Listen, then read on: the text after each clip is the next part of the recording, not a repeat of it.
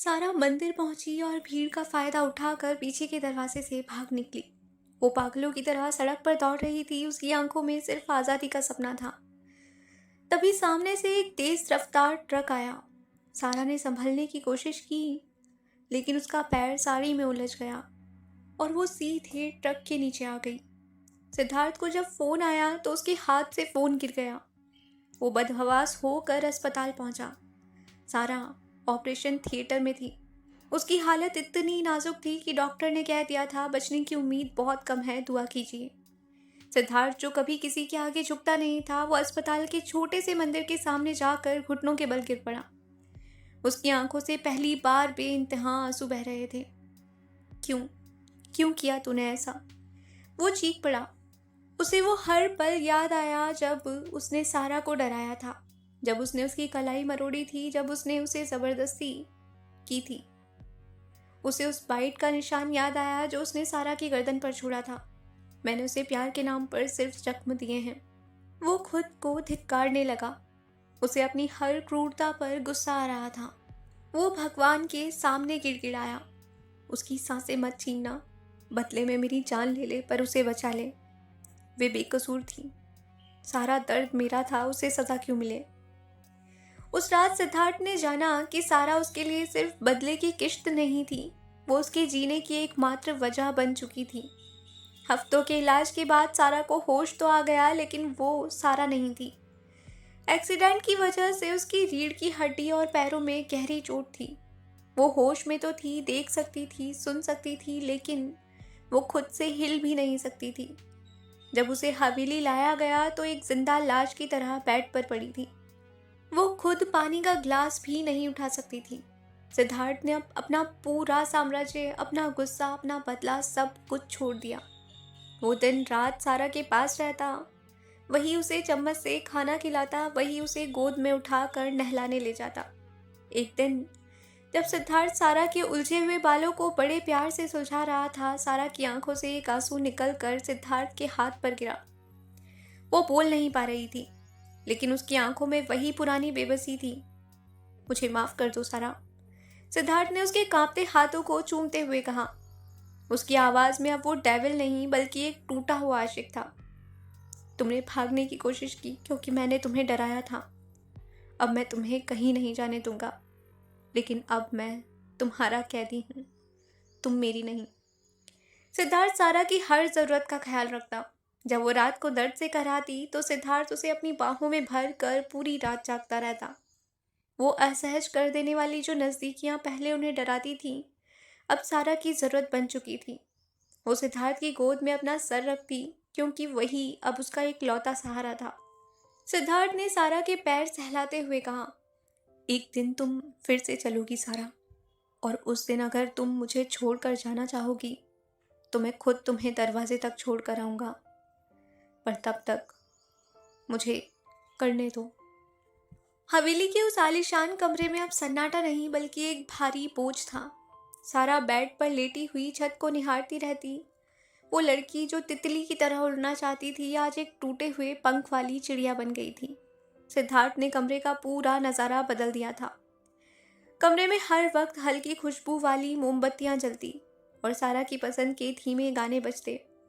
सिद्धार्थ ने अपना ऑफिस घर से ही शुरू कर दिया था, ताकि वो हर पल सारा को अपनी नज़रों के सामने रख सके। एक दोपहर सिद्धार्थ कटोरे में सूप लेकर आया। उसने सारा के पीछे तकिया लगाया और उसे सहारा देकर बैठाया। सारा का शरीर बेजान था, वो खुद को संभाल भी नहीं पा रही थी। उसका सिर बार बार झुक जाता। सिद्धार्थ ने बहुत ही सॉफ्टली उसके चेहरे को अपने हाथ में लिया। सारा, थोड़ा सा पी लो, देखो तुम्हारी पसंद का टमाटो सूप है। सारा ने अपनी आंखें घुमाकर सिद्धार्थ को देखा। उसकी आंखों में नफरत अब नहीं थी, सिर्फ एक गहरा खालीपन था। उसने अपना मुंह नहीं खोला। सिद्धार्थ की आंखों में पानी आ गया। उसने सूप का एक चम्मच नीचे रखा और सारा के ठंडे हाथों को अपने हाथों में लेकर सहलाने लगा। मुझे पता है तुम मुझसे बात नहीं करना चाहती, तुम मुझे सजा देना चाहती हो, पर खुद को भूखा रख कर नहीं सारा। मुझे मार लो, मुझे तड़पा लो, पर प्लीज कुछ खा लो। सारा के सूखे होठों से एक धीमी सी आवाज निकली, क्यों? सिद्धार्थ रुक गया। क्या क्यों? इतनी दया क्यों? पहले तुमने मुझे तोड़ा, अब मुझे जोड़ रहे हो। सारा की आवाज में जान नहीं थी, पर दर्द पूरा था। सिद्धार्थ ने अपना सिर सारा की गोद में रख दिया और वो फूट फूट कर रोने लगा। दया नहीं है ये सारा, ये वो प्रायश्चित है जो मुझे ताउम्र करना है। मैंने तुम्हें उस पिंजरे में रखा जहां तुम घुटन महसूस कर रही थी। काश मैंने तुम्हें आज़ाद कर दिया होता तो आज तुम इस हालत में न होती। उस रात सिद्धार्थ ने सारा को अपने हाथों से खाना खिलाया, उसे दवा दी। जब सारा को पसीना आया तो उसने खुद गीले तौलिए से उसका चेहरा और हाथ पैर पोंछे। ये वही सिद्धार्थ था जो कभी उसे छूने में अपना अधिकार समझता था। आज वो उसे छूते हुए कांप रहा था, जैसे वो कोई कांच की गुड़िया हो जो जरा सी सख्ती से टूट जाएगी। वक्त बीतता गया, सारा की हालत में सुधार तो था, पर वो अब भी अपनी दैनिक ज़रूरतों के लिए सिद्धार्थ पर निर्भर थी। सिद्धार्थ ने कोई नर्स नहीं रखी थी। वो उसे खुद से नहलाता, उसके कपड़े बदलता और उसे व्हीलचेयर पर बैठा कर गार्डन ले जाता। एक सुबह सिद्धार्थ सारा को बाथटब से निकाल कर तौलिए में लपेट कर बेड पर लाया। जब उसे साड़ी पहनाने लगा तो सारा की नजरें उसके चेहरे पर टिक गईं। सिद्धार्थ की दाढ़ी बढ़ गई थी, आंखों के नीचे काले घेरे थे। वो बहुत थक चुका था। साड़ी की प्लेट्स बनाते हुए सिद्धार्थ की उंगलियां सारा के पेट को छुईं। पहले जब वो छूता था तो सारा का बदन नफरत से सिहर उठता था, लेकिन आज उसे उस छुअन में एक अजीब सी कशिश महसूस हुई। सिद्धार्थ ने सारा की आंखों में देखा। क्या हुआ? कहीं दर्द हो रहा है?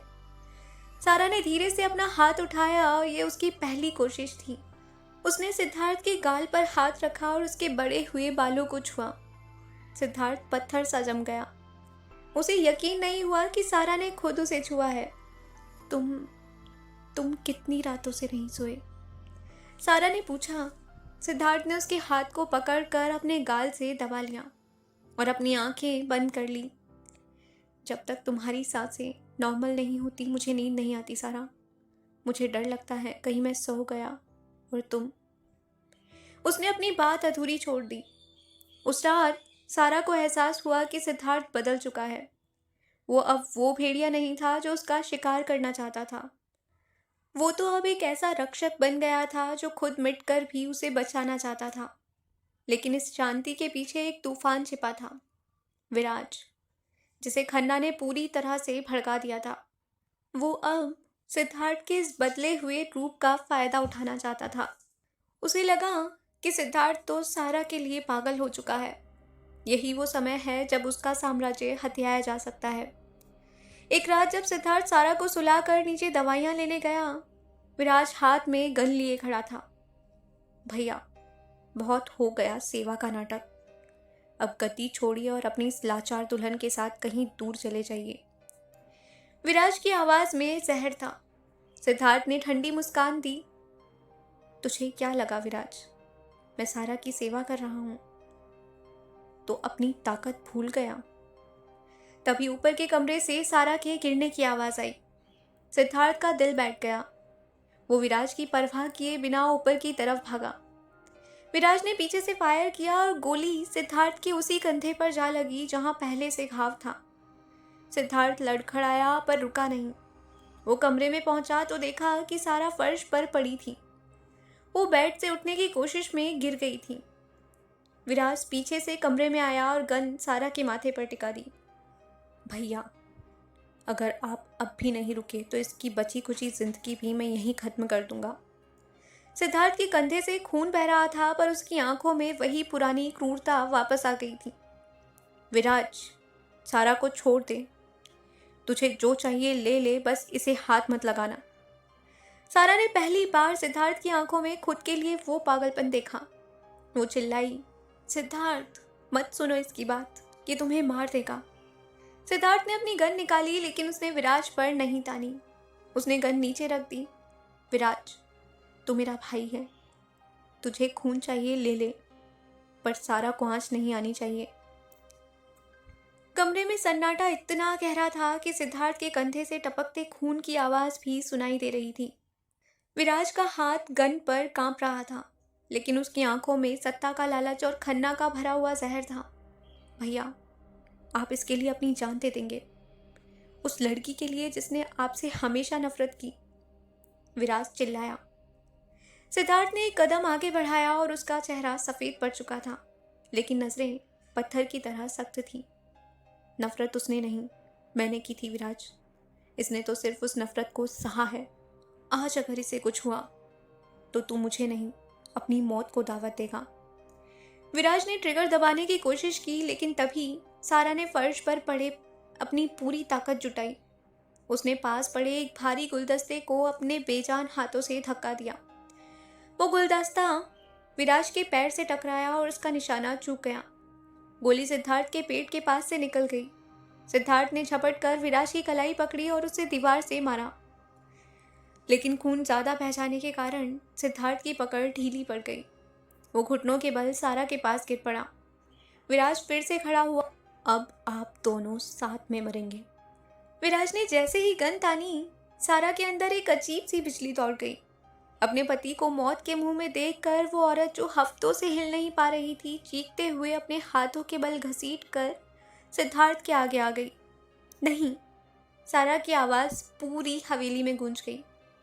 उसी वक्त बाहर तैनात सिद्धार्थ के वफादार बॉडीगार्ड्स कमरे में घुस आए। उन्होंने विराज को दबोच लिया। विराज चिल्लाता रहा, लेकिन सिद्धार्थ की नजरें सिर्फ सारा पर थीं, जो उसे बचाने के लिए फर्श पर रेंग कर उसके पास आई थी। विराज को ले जाया गया। सिद्धार्थ जमीन पर लेटा हुआ था और उसकी सांसें उखड़ रही थीं। सारा ने अपनी पूरी जान लगा दी, अपना सर उसके सीने पर रख दिया। सिद्धार्थ, आंखें खोलो, तुम्हें कुछ नहीं होगा।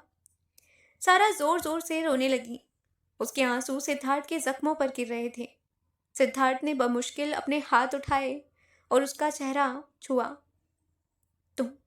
तुम हिली सारा, तुम मेरे पास आई। वो मुस्कुराया, उसकी आंखों से एक आंसू ढुलक गया। अब अगर मैं मर भी जाऊं ना, तो मलाल नहीं। मैंने देख लिया है कि तुम मुझसे नफरत नहीं करती। चुप रहो, तुम कहीं नहीं जा रहे। सारा ने उसे कस कर पकड़ लिया। हॉस्पिटल ले जाते वक्त एम्बुलेंस में सारा ने सिद्धार्थ का हाथ एक पल के लिए भी नहीं छोड़ा। उसे अपनी चोट का दर्द महसूस नहीं हो रहा था। उसे तो बस सिद्धार्थ के उस पुराने निशान और इस नए घाव का दर्द तड़पा रहा था। उसे याद आया कि कैसे इस शख्स ने उसके लिए अपना सब कुछ लुटा दिया, कैसे उसने अपनी पूरी रातों की नींद को उसके खातिर कुर्बान किया, कैसे उसने खुद को बदल लिया। सिद्धार्थ का ऑपरेशन सफल रहा। जब उसे होश आया तो उसने देखा कि सारा उसके बगल में व्हीलचेयर पर बैठी थी। उसका चेहरा पीला था, लेकिन उसकी आंखों में एक नई चमक थी। सिद्धार्थ ने कुछ बोलने की कोशिश की, पर सारा ने अपनी उंगली उसके होठों पर रख दी। अब कुछ मत कहना सिद्धार्थ, सारा ने धीमी सी आवाज में कहा। तुमने कहा था कि जिस दिन मैं चल पाऊंगी तुम मुझे छोड़ दोगे, लेकिन आज मैं कह रही हूं, मैं अब कहीं नहीं जाना चाहती। सिद्धार्थ की आंखों में हैरानी थी। पर सारा, मैंने तुम्हारे साथ जो किया वो सब उस आग में जल गया सिद्धार्थ, जिसमें तुमने अपनी जान की बाजी लगाकर मुझे बचाया। तुमने मुझे तोड़ा था, लेकिन तुमने मुझे फिर से जीना सिखाया। तुम्हारी वो नज़दीकियां अब मेरा सुकून बन गई हैं। सिद्धार्थ ने सारा का हाथ अपने दिल पर रखा। मैं वादा करता हूँ सारा, अब इस सीने पर कोई नया जख्म नहीं होगा, अब सिर्फ तुम्हारा नाम होगा। महीनों बाद हवेली में फिर से रोशनी हुई। सिद्धार्थ अब भी सारा की फिजियोथेरेपी में उसकी मदद करता था। वो उसे सहारा देकर चलना सिखा रहा था। एक शाम गार्डन में टहलते हुए सारा ने धीरे से सिद्धार्थ का सहारा छोड़ा और खुद एक कदम आगे बढ़ाया। सिद्धार्थ डरी हुई नजरों से उसे देखता रहा। सारा मुस्कुराई और लड़ते हुए सीधे सिद्धार्थ की बाहों में जा गिरी। सिद्धार्थ ने उसे जोर से पकड़ा। वो हग अब डरावना नहीं था, उसमें नफरत की कोई गंध नहीं थी। ये दो टूटी रूहों का एक होना था। सिद्धार्थ ने उसके कान में फुसफुसाया, तुम अब भी मेरी अनचाही दुल्हन हो। सारा ने उसे और कसकर पकड़ लिया और उसके सीने में बने उस पुराने निशान को चूमा। नहीं, अब मैं तुम्हारी रूह हूं, जिसके बिना तुम अधूरे हो। हॉस्पिटल से लौटने के बाद हवेली का सन्नाटा अब संगीत में बदल गया था। सिद्धार्थ ने तय किया कि जो रिश्ता मजबूरी और बंदूकों के साये में शुरू हुआ था, वो उसे अब दुनिया के सबसे खूबसूरत रीति रिवाजों में पवित्र कर देगा। उसने ऐलान किया कि सारा और मेरी शादी दोबारा होगी, धूमधाम से और सबकी मर्जी से। शादी की रस्में शुरू हुई। दादी की खुशी का ठिकाना नहीं था। पूरे घर को फूलों और पीली रोशनी से सजाया गया। हल्दी की रस्म हुई। सिद्धार्थ और सारा को एक दूसरे को देखने की मनाही थी। बीच में एक पर्दा लगाया गया। सिद्धार्थ के बदन पर जब हल्दी लगी तो उसने चुपके से पर्दे के नीचे से अपना हाथ सारा की तरफ बढ़ाया। सारा ने मुस्कुराते हुए अपनी उंगली से उसकी हल्दी छुई और अपने गाल पर लगा ली। वो नजदीकियां मीठी गुदगुदी में बदल गई थी। मेहंदी की रात सिद्धार्थ सारा के लिए खुद चुनकर एक गहरा हरा और सुनहरी लहंगा लाया था। जब सारा सज धज कर आई तो उसकी खूबसूरती देखकर सिद्धार्थ की सांसें थम गई। वो पागलों की तरह उसे निहार रहा था। उसने सारा की हथेली पर अपना नाम ढूंढा और चुपके से उसके कान में फुसफुसाया, आज इस मेहंदी की खुशबू से ज्यादा तुम्हारी मौजूदगी मुझे मदहोश कर रही है। शादी से एक दिन पहले शुभ मुहूर्त के कारण दोनों को अलग अलग कमरों में रहने को कहा गया था। सिद्धार्थ जो सारा को एक पल के लिए भी अपनी नजरों से दूर नहीं करना चाहता था, उसके लिए ये सजा थी। वो रात भर बेचैन होकर अपने कमरे में टहलता रहा। उसने सारा को मैसेज किया, दीवारें काट रही है सारा, क्या मैं खिड़की से आ जाऊं? सारा ने शर्माते हुए जवाब दिया, कल तक का इंतजार कीजिए, फल मीठा होगा। 7 फेरे हुए, अटूट वादा। शादी का दिन आया। सारा लाल जोड़े में किसी अप्सरा जैसी लग रही थी। सिद्धार्थ शेरवानी में किसी राजा जैसा लग रहा था। जब उसने सारा की मांग में फिर से सिंदूर भरा और मंगलसूत्र पहनाया तो इस बार सारा की आंखों में आंसू थे, पर डर के नहीं, अधिकार के। पंडित जी ने कहा, अब आप जन्म जन्मांतर के साथी हुए। शादी संपन्न हुई और सारा अपने कमरे में गई। कमरा मोगरे और गुलाब के फूलों से महक उठा था। सारा बेड पर घूंघट डाले बैठी थी। सिद्धार्थ अंदर आया और दरवाजा लॉक किया। वो सारा के पास बैठा और धीरे से उसका घूंघट उठाया। सिद्धार्थ की आंखों में सारा के लिए बेपनाह प्यार और सम्मान था। उसने सारा के उसी निशान को चूमा जो उसने कभी दर्द के रूप में दिया था। मैंने तुम्हें बहुत रुलाया है सारा, अब हर रात सिर्फ तुम्हारी मुस्कुराहट की होगी। उस रात उनके बीच कोई जबरदस्ती नहीं थी, कोई खौफ नहीं था। वो दो रूहों का सबसे पवित्र और गहरा मिलन था। कुछ महीनों बाद हवेली में एक ऐसी खबर आई जिसने सिद्धार्थ की दुनिया बदल दी। सारा प्रेग्नेंट थी। सिद्धार्थ की खुशी का ठिकाना न रहा। वो अब सारा को पलकों पर बिठा कर रखता, उसे जमीन पर पैर तक नहीं रखने देता। वो उसके लिए दुनिया की सबसे सुंदर ड्रेसेस लाता, उसे अपने हाथों से फल खिलाता, लेकिन ये खुशी खन्ना को बर्दाश्त नहीं थी। विराट जेल में था और खन्ना अब खुद मैदान में उतरा था। उसने सिद्धार्थ के गोदाम में आग लगा दी और सारा को किडनैप करने की साजिश की। एक रात जब सिद्धार्थ शहर से बाहर था, खन्ना के गुंडों ने हवेली पर हमला कर दिया। सारा अपनी जान बचाने के लिए भाग रही थी, पर उसकी हालत की वजह से वो तेजी से भाग नहीं पा रही थी। तभी सिद्धार्थ वहां पहुंचा। सिद्धार्थ का राक्षस रूप फिर से जाग गया, पर इस बार अपनों को बचाने के लिए। उसने अकेले ही दर्जनों गुंडों को लहूलुहान कर दिया। अंत में उसका सामना खन्ना से हुआ। खन्ना ने सारा के पेट की तरफ गन तानी। सिद्धार्थ, आज तेरा वंश खत्म कर दूंगा, खन्ना चिल्लाया। सिद्धार्थ ने अपनी जान की परवाह किए बिना गन की नली अपने हाथ में पकड़ ली। गोली सिद्धार्थ के हाथ के आर पार चली गई, पर उसने खन्ना का गला दबोच लिया। सिद्धार्थ ने खन्ना को इतनी बुरी तरह से पीटा कि उसकी चीखें आसमान छीनने लगी। अंत में सिद्धार्थ ने खन्ना को उसी ऊंचाई से नीचे फेंक दिया जहां से कभी उसके पिता को फेंका गया था। खन्ना का अंत हो गया। लड़ाई के बाद सिद्धार्थ और सारा दोनों बुरी तरह से घायल थे। सिद्धार्थ का खून काफी बह चुका था और सारा सदमे में भाग दौड़ की वजह से बेहोश हो गई थी। हॉस्पिटल में भारी तनाव का माहौल था। घंटों बाद डॉक्टर बाहर आए। सिद्धार्थ पट्टी बंधवा कर बाहर ही बैठा था। बधाई हो सिद्धार्थ जी, आपकी पत्नी और बच्चा दोनों सेफ हैं। सिद्धार्थ दौड़कर अंदर गया। सारा ने अपनी आंखें खोली। उसकी गोद में एक छोटा सा बच्चा था, सिद्धार्थ का अक्स। सिद्धार्थ की आंखों से खुशी के आंसू बह निकले। उसने सारा के माथे को चूमा और उस नन्ही सी जान को अपनी गोद में लिया। उसने सारा का हाथ पकड़ा और धीरे से कहा, हमारा अनचाहा बंधन आज दुनिया का सबसे खूबसूरत रिश्ता बन गया है सारा। सारा ने मुस्कुराते हुए अपना सर उसके कंधे पर रख दिया। अब ना कोई दुश्मन था, ना कोई अतीत का साया, बस एक छोटा सा परिवार और ढेर सारा प्यार। हमारी इस कहानी में बस इतना ही। अगर कहानी पसंद आई हो तो लाइक और शेयर करें, और ऐसी ही कहानियों के लिए हमारे चैनल को सब्सक्राइब ज़रूर करें। Thank you.